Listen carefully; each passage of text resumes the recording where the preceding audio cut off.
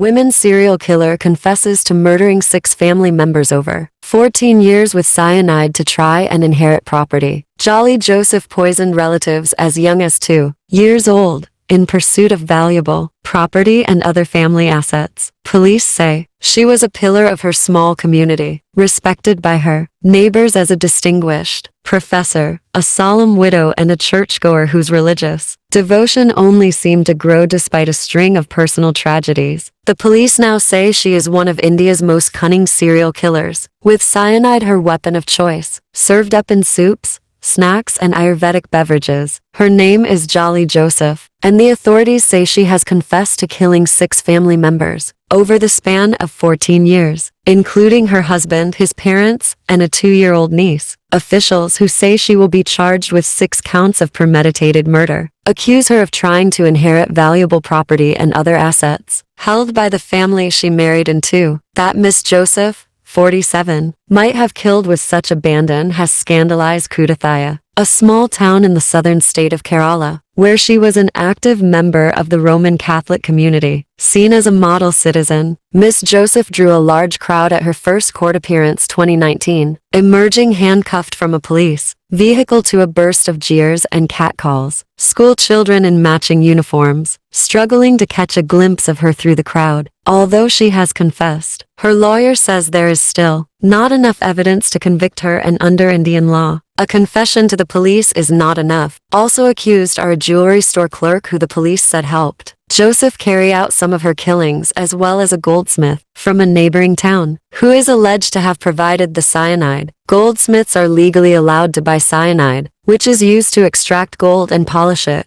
but it is illegal for them to sell it. Both men say they are innocent. The graveyard of Lord Matha Church in Crimestory has been upturned. Freshly placed candles adorn the Thomas family crypt, where the remains of Miss Joseph's in-laws were recently exhumed for forensic testing. I just pray that we can bring my family members justice. You don't know what it does to me as a daughter, as a sister, to see my loved ones' remains after so long taken from their graves, says Renji Thomas. She is the sister of Roy Thomas. The husband, Miss Joseph, stands accused of poisoning. Now, neighbors and relatives, including Miss Joseph's 2 sons with Thomas, have been left to wonder if anything they thought they knew about her was true. Once admiringly called Jolly Teacher by her neighbors, Miss Joseph used to proudly display her identification as a professor at the National Institute of Technology in the coastal city of Calicut, bearing the school's motto, "From darkness, lead us into light." That identification was forged, and Miss Joseph never worked at the university,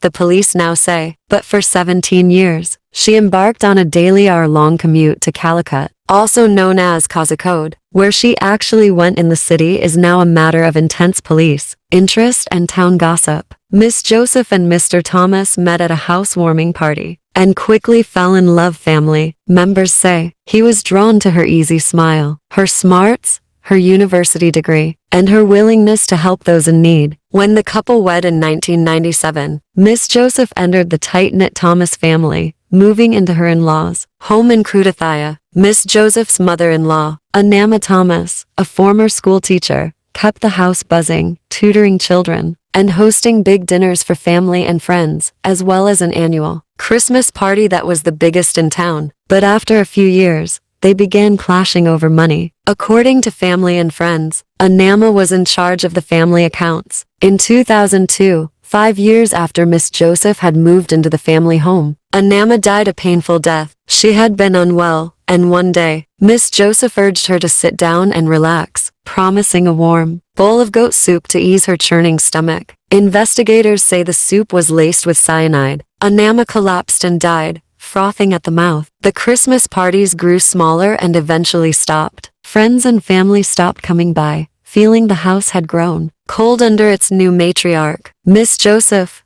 says Mohammed Bava, a neighbor who lives across the street. He says Thomas, Miss Joseph's father-in-law, became reclusive after his wife's death. He became very sad and silent, and increasingly came under Miss Jolly's control. He stopped interacting with all of us, says Mr. Bava, who grew up playing in the Thomas household. Tom's relationship with his children started deteriorating. Property disputes emerged. family and friends say, with Miss Joseph demanding that the family home be put in her and her husband's name. In 2008, her father-in-law died after eating a snack. Miss Joseph was said to have found his crumpled body on the floor. A will emerged naming Roy Thomas as the sole inheritor of his father's fortune, but the will had no date or witnesses and was considered invalid. Family and friends said, when Roy Thomas died suddenly in 2011 after retching violently in a locked bathroom, Miss Joseph told people that it had been a heart attack. A year later in 2012, a second will for Tom Thomas turned up, naming Roy and Joseph as the chief inheritors. It was signed by witnesses no one in the family had heard of. Now that Roy was dead, Miss Joseph stood to inherit the entire family fortune. Matthew Manchadiel, Roy's uncle, grew suspicious. He demanded an autopsy. After resisting,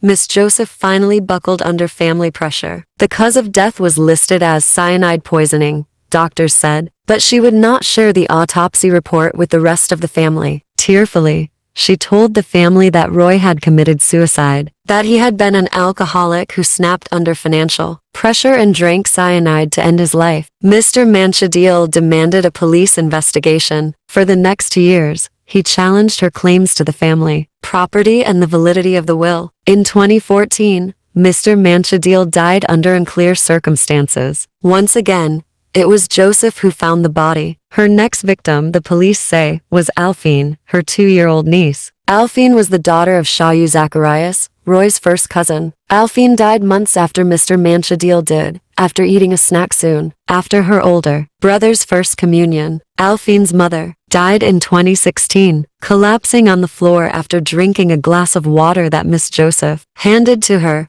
according to the police. A year after his wife's death, Mr. Zacharias married Miss Joseph. The police have questioned him several times, but he says he had nothing to do with the death of his wife and daughter, and he has not been detained. Whatever suspicions Renji and her brother Rojo had about Miss Joseph deepened after her marriage to Mr. Zacharias. The property disputes between Miss Joseph and her first husband's siblings continued. Renji filed a lawsuit in January to contest ownership of a plot of land. As part of the suit, she had access to her brother's post-mortem for the first time, and one glaring discrepancy stood out. At the time, Miss Joseph had gone out of her way to explain that Roy had died of a heart attack while she was cooking dinner. Her insistence on this seemingly banal detail, that he died on an empty stomach, received little attention at the time, but the post-mortem stated clearly that he had died within minutes of eating a curry dish, his favorite kind, which his wife often cooked for him. Renji and her brother, who lives in the U.S., decided to file a police report. Months later, this month, Miss Joseph was detained by the police. Her 2 sons now live with their Aunt Renji, who says they are devastated. When asked during a phone interview what she might say to Miss Joseph if she were to see her again,